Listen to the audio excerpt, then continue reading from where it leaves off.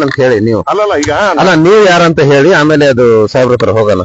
ಅಲ್ಲ ಅದು ಏನಂತ ಅಲ್ಲಿ ಕೇಳನ್ ಬರ್ರಿ. ಅಲ್ಲ ಏನಾಯ್ತಲ್ಲ ಅದು ಏನಾಗಿಲ್ಲ. ಈಗ ನೀವು ಇಲ್ಲಿ ಬಂದಿರೋ ಉದ್ದೇಶ ಏನ್ ಹೇಳಿ? ಇದ್ರಲ್ಲಿ ಬಂದ್ರಲ್ಲಿ ಏನ್ ಚೆಕ್ ಮಾಡಿದ್ರಿ? ಗಾಡಿ ಚಾಸಿ ನಂಬರ್ ನೋಡಿದೆ ನಾನು. ಎಲ್ಲ ನೋಡಿದ್ರಲ್ಲ. ಇದರಲ್ಲಿ ಆಲ್ರೆಡಿ ಯಾರು ಅವ್ರ ಹೆಸರು? ಅವ್ರ ಹೆಸರು ಏನಪ್ಪಾ? ಶರೀಫ್. ಅವ್ರು ಯಾರು? ಇದೆಲ್ಲ ಮಾಡಿದಾರಲ್ಲ ಆಟೋ ಇನ್ಸ್ಪೆಕ್ಟರ್. RTO inspector. ನೀವು ಇನ್ಸ್ಪೆಕ್ಟರ್. ನೀವು ಆರ್ಟಿಒ ಇನ್ಸ್ಪೆಕ್ಟರ್ ಅಲ್ವಾ? ಸೊ ನೀವು ಅವರು ಒಂದೇ.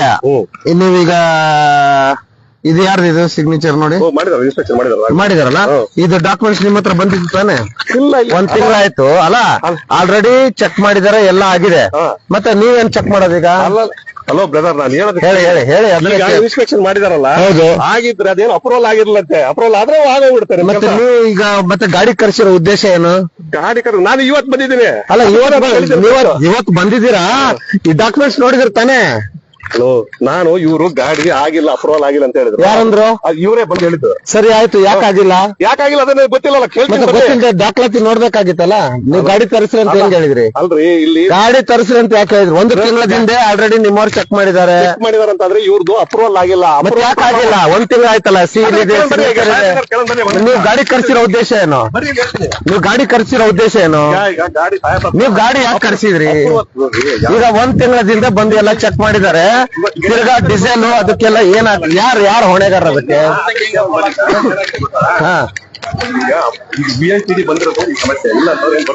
ಅಲ್ಲ ಸಮಸ್ಯೆ ಏನು? ಒಂದ್ ತಿಂಗಳು ಆಯ್ತಲ್ಲ. ಅಲ್ಲ ಎಲ್ಲಿ ಹೋಗಲ್ಲ. ಹೋಗೋದಿರ್ಲಿ. ಡೀಸೆಲ್ ಮನೆಯಲ್ಲಿ ಬರಲ್ಲ. ಏನ್ ಬಂಕ್ಗಳು ಇಟ್ಕೊಂಡಿರ್ತಾರ? ಡೀಸೆಲ್ ಪೆಟ್ರೋಲ್ ಹಾಕೊಂಡ್ ಬರ್ಬೇಕಲ್ಲ 80 ಕಿಲೋಮೀಟರ್. ಏನ್ ಮನೆಯಲ್ಲಿ ಬಂಕ್ಗಳು ಇಟ್ಕೊಂಡಿದಾರ? ನೀವು ದಾಖಲಾತಿ ನೋಡ್ದೇನೆ ನೀವು ಫೈಲ್ ಮೂವ್ ಮಾಡಿದೆ. ಒಂದು ತಿಂಗಳದಿಂದ ತಿಕ್ಕದಡಿ ಇಟ್ಕೊಂಡ್ರೆ ಹೆಂಗೆ? ಕೆಲಸ ಆಗಿರಲ್ಲ. ಕೆಲಸ ಯಾಕೆ ಆಗ್ತಿಲ್ಲ ಅದನ್ನ ಕೇಳ್ತಾ ಇದ್ರೆ. ಒಂದ್ ತಿಂಗಳಾದ್ರೆ ಯಾಕೆ ಆಗ್ತಿಲ್ಲ? ಅಲ್ಲ ಸರ್, ಈಗ ಎಲ್ಲಿ ನಿಂತಿದೆ ಅದನ್ನ ಹೇಳಿ ನನಗೆ. ಒಂದು ತಿಂಗಳದಿಂದ ಗಾಡಿನ ಇದು ಮಾಡ್ಕೊಂಡು ಮನೆ ಮುಂದೆ ನಿಂದಿರ್ಸ್ಕೊಂಡು ಅವ್ರು ಹೆಂಗ್ ಮಾಡ್ಬೇಕು? ಕಮರ್ಷಿಯಲ್ ವೆಹಿಕಲ್ ಅವು. ಮತ್ತೆ ಒಂದ್ ದಿವಸ ಇವನ ಹತ್ರ ಐತೆ ಅವನ ಹತ್ರ ಐತೆ. ಏನ್ ಲಂಚ ಕೊಳ್ಳಿ ಕೆಲ್ಸಾನೇ ಆಗಲ್ವಾ? ಮತ್ತೆ ಪ್ಯಾನಿಕ್ ಬಟನ್ ಅಲ್ಲ, ಪ್ಯಾನಿಕ್ ಬಟನ್ಗೆ 12,500 ತಗೊಳ್ತಾರೆ. 12,500 ತಗೊಂಡು ಒಂದು ತಿಂಗಳಾದ್ರೂ ಅದು ಮೂವ್ ಆಗಲ್ಲ ಅಂತಂದ್ರೆ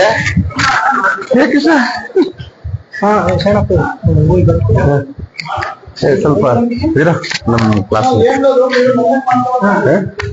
ಮಾತಾಡ್ತೀನಿ ಸರ್.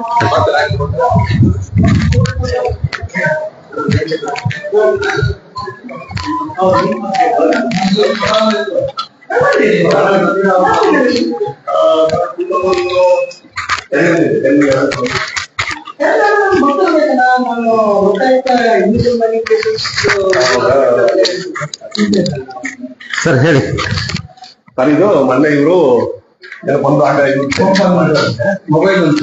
ಅಲ್ಲಲ್ಲ ಏನ್ ತೊಂದ್ರೆ ಇಲ್ಲ. ಈಗ ಲೈವ್ ಅಲ್ಲೇ ಇದೀವಿ. ಏನ್ ಪ್ರಾಬ್ಲಮ್ ಮಾಡಿದಾರೆ?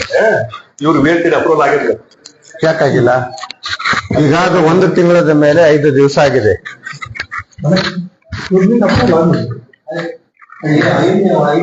ಯಾಕೆ ಇಲ್ಲಿ ಆಗಿದೆಯಲ್ಲ? ಡೇಟ್ ಐತಲ್ಲ ಅದ್ರಲ್ಲಿ.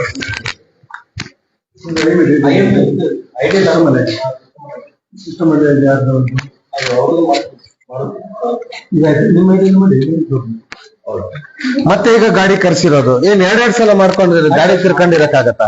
ಅಲ್ಲ ಪ್ರಾಬ್ಲಮ್ ಏನಂತ? ಒಂದು ತಿಂಗಳ ಇಷ್ಟು ಟೈಮ್ ಹಿಡಿಯತ್ತಾ?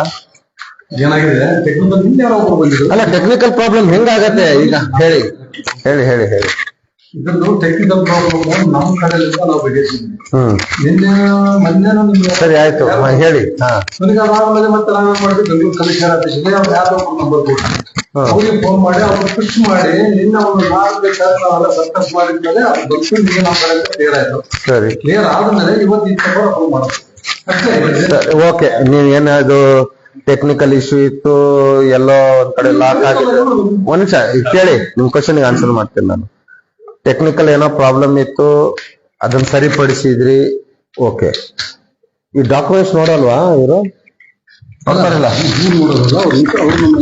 ಅಲ್ಲಿ ಯಾರೇ ನೋಡ್ಲಿ.